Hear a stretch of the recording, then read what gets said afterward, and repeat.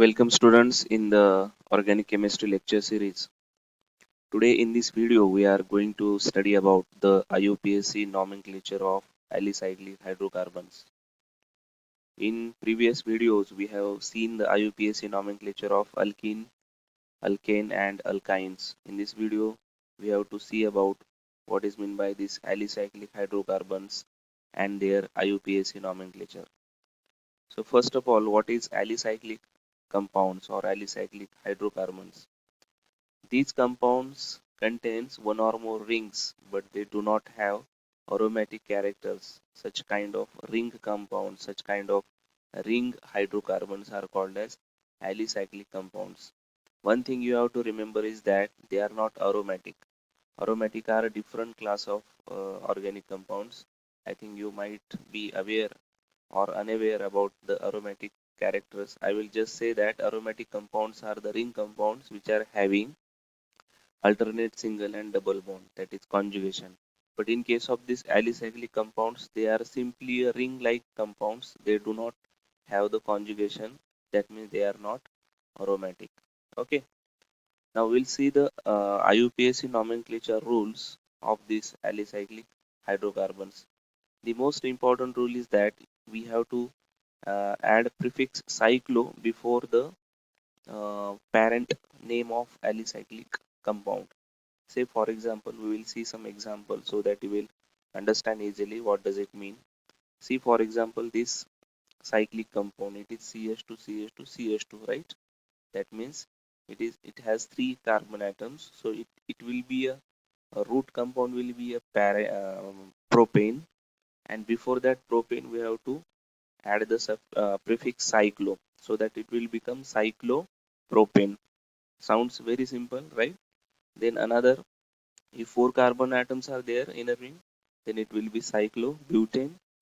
If five carbon atoms are there in a ring, then it will be cyclopentane. If six carbon atoms are there, then it will be cyclohexane. Similarly, cycloheptane, and this will be cyclooctane.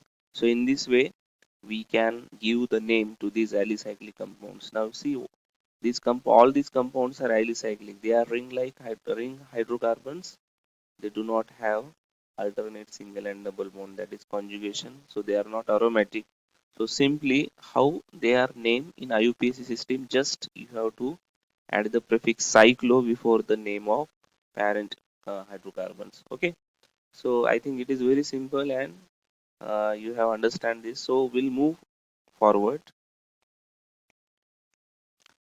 Now if there is a substituent present on the ring, then at that time how the IUPAC nomenclature is given, that we have to see. Suppose only one substituent is there, then it is not necessary to number the carbon atoms. Okay. Say for example these two structures. Now without this substituent, this can be called as a cyclopentane. We have seen just now. But now here is a substituent methyl. Okay. So we called it as a just methyl cyclopentane.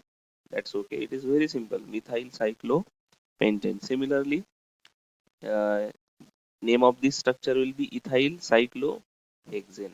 Ethyl cyclopentane, ethyl cyclohexane. So you just remember that if only one substituent is present on the ring, then numbering of carbon atom is not required. Okay. So this is a very simple. So we'll move further. Now if there are more than one substituent, okay. Now just before this slide we have seen that alicyclic compounds with one substituent. So in that case, there was no need to number the carbon atoms. But if there is more than one substituent present on the carbon atom of the ring, then we have to number the ring carbon. Now, how it is numbered? We have to number in a such a way that the substituents will get a minimum possible number. While naming, they are to be arranged alphabetically. Now, this is a basic rule. We know that if there are more than one substituent present on the ring, then we have to arrange it as per alphabetical order, and also we have to number in such a way that these substituents should get a lowest possible number. Okay. Now we'll see some examples so that you will easily understand it. What does it mean? Okay. Now see this. Now this is a cyclohexane and it has two methyl group. Now we have to number it. Now either you will number from this carbon or this carbon. Both are same because this is a symmetric molecule. So you can number from both the ends. Suppose you numbered from this carbon, then it will go toward the second substituents and will not go toward this side. Okay, so numbering will be 1 2 3 4 5 6 like this. Okay, so what will be the name? 1 comma 3 dimethyl cyclohexane. Okay, 1 comma 3 dimethyl cyclohexane. We'll see one more example. If two different substituents are there, suppose this is a methyl substituent, this is a ethyl substituent.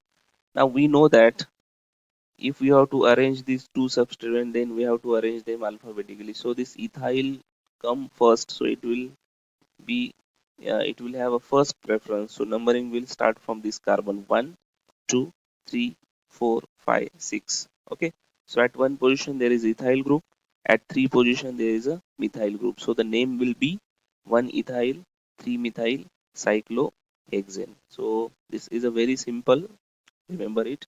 Now we'll move further. Now this is a very important rule. Okay, this is a very important. Now if the substituent has large number of carbon atom than ring, then what we have to do? And if substituent has less number of carbon atom than ring, then what to do? Okay, so see this rule. If the ring contains more or equal number of carbon atoms than alkyl group attached to it, then it is named as a derivative of cycloalkane, and the alkyl group is treated as a substituent group, right? So the meaning is that if a ring has more number of carbon atoms or equal number of carbon atoms, now we'll see this ring contains 1 2 3 4 5 6 carbon, right? And this substituent contains 1 2 3 4 5 and 6 carbon. That means the number of carbon atoms on this substituent are 6 and number of carbon atoms on this ring are also 6. So if this is the case, then we have to consider it as a derivative of cycloalkane. So which cycloalkane is here? It is cyclohexane. Okay. And what will be the substituent? It will be hexyl. Hexyl. Okay. So the name will be hexyl cyclohexane. Okay. Now in suppose case is another now. Now the case is that count the number of carbon here in this ring. These are 6 we know, and here these are 1 and 2. 1 and 2. Okay, so it is named as a derivative of alkane, and the cycloalkyl group is considered as a substituent group. So it is 1 methyl 1 methyl and 1 methyl ethyl cyclohexane. Okay, so this is the name of this compound. So I think this is clear to you. Now we'll move further. Now sometimes what happens, there are more than two rings attached by side chain. Okay, in this case you remember that we have to consider this compound as a alkane and not a alicyclic compound. We have to consider these two rings as a uh, substituent. We have to consider these two rings as a substituent. Now if we number this side chain from here 1 2 3, or you can number from this side also 1 2 3, then at 1 and 3 position these two rings are there, so it will become a name 1 comma 3 dicyclohexyl propane. Why di? Because two rings are there, so 1 comma 3 dicyclohexyl propane, this will be the name of this compound. Okay, so we'll move further. Now what is cycloalkenes? These are just cyclic alkenes. Till now we have seen what is cycloalkanes, cyclic hydrocarbons. If there is a double bond in it, then it will be called as a cycloalkenes. It's very simple, right? So they are named by ending the prefix cyclo to the name of corresponding alkenes. Uh, the numbering start from carbon containing double bond. So that is, you know. Now if only one double bond is there, then no need to number the carbon atoms. See some examples so that you will understand. So if this double bond is not here, then it will be called as a cyclopentane. We have just seen. But if double bond is there, then it will be a cyclopentene will be. That means ANE is replaced by ENE. So it will be the cyclopentene. The name of this structure will be cyclopentene. We'll see another. This will be called as a cyclohexene. This will be called as a, now there are two double bonds. Now if more than one double bond is there, then we have to number. Okay, so numbering should contains double bond.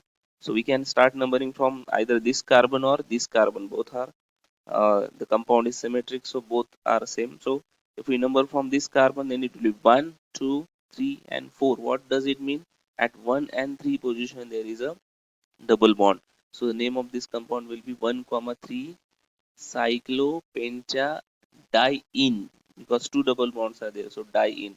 1 comma 3 cyclopentadiene. Similarly, now here we have to number from this carbon, because from this end substituent is near. Okay, so 1, 2, 3 and 4. So 1 comma 3, at 2 position there is double bond, 1 and 3 position there is a double bond, and at 2 position there is a methyl substituent. So the name will be methyl, 2 methyl 1 comma 3 cyclohexadiene. So name of all these compounds will be this: cyclopentene, cyclohexene, 1 comma 3 cyclopentadiene, and 2 methyl 1 comma 3 cyclohexadiene.